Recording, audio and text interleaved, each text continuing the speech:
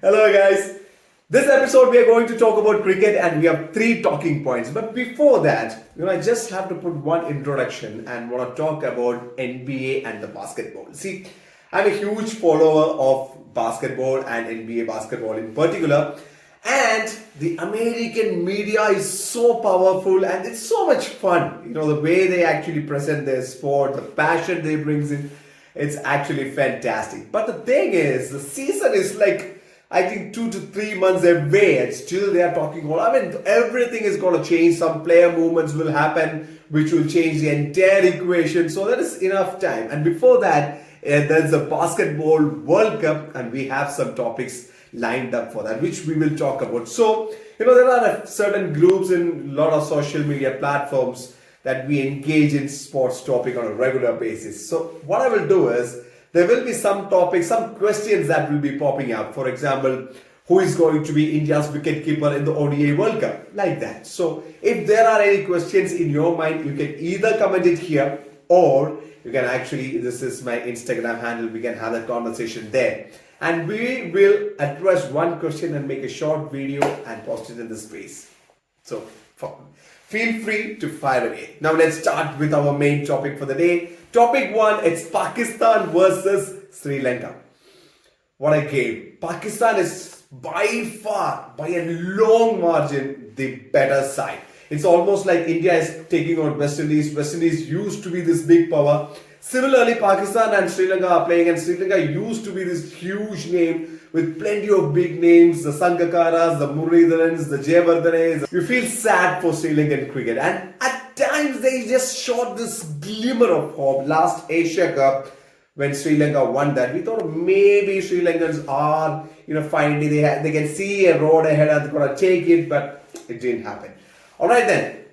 Pakistan was a much better side. It was very evident in the very first day of the test match when Sri Lanka was just humiliated in their own home conditions, I may add.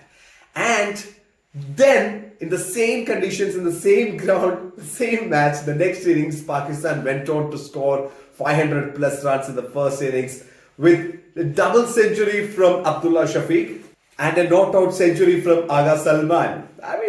I'm not sure if they're gonna, declare overnight, but after day 3, Pakistan is well and truly going to win the match. I can say that.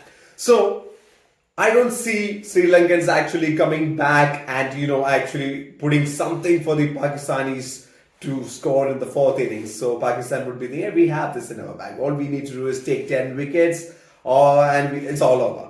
And yes, we would think so. But Pakistan is a much better side. They were not tested. That's another thing. They were not tested. This is kind of a mismatch similar to the India versus West Indies scenario. But yes, well played. It was good fun watching those Pakistani batters just enjoy their time out in the middle. Now, topic number 2. India and the West Indies, the ODI series starts today. There are a few questions.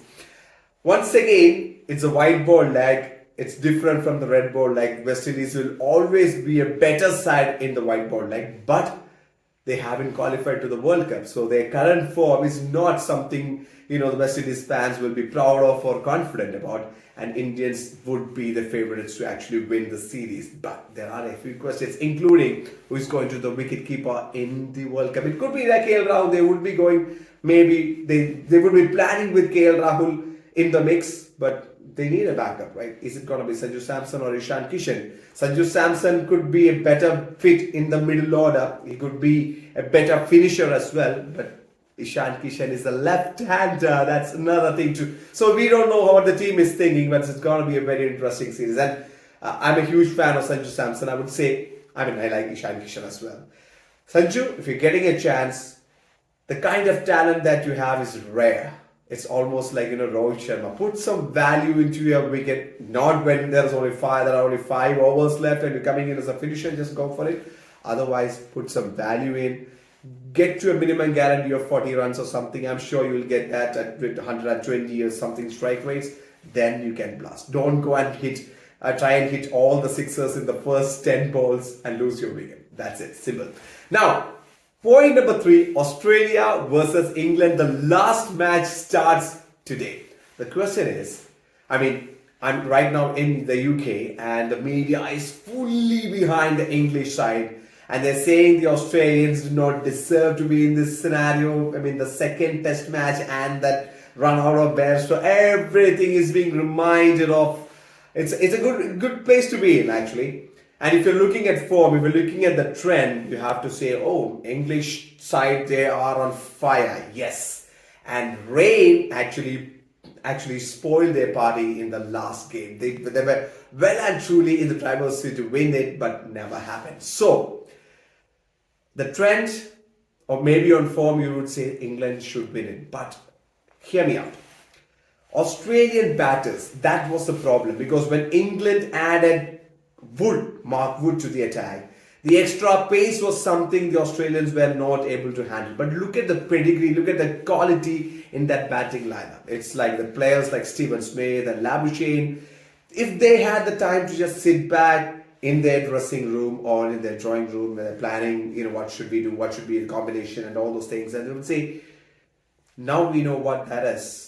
If we can just control our innings and make sure that you're not losing your wickets and you're ready for that fiery pace of Mark Wood or whatever England has to offer, we can get through this. I mean, that mental attitude, if they can just sit down, make those decisions and come to the ground, I think Australians, and they have the quality. I'm sure Australians would have figured that out, what they have to do. And for that reason, I think Australia is going to win the fifth test.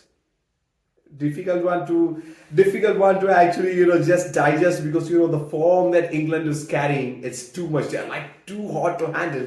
Yes, but I think the Aussie batters, they have the quality. The Stephen Smiths and the Labuschagnes and company, they definitely have the quality to counter that if they have thought that through. So I think Australia is going to win this. That's not a popular opinion, but that's my stand. And I think, I remember actually predicting 3-1 to the Australians, that the games did not go according to what we planned, but that final 3-1 scoreline could still be a reality.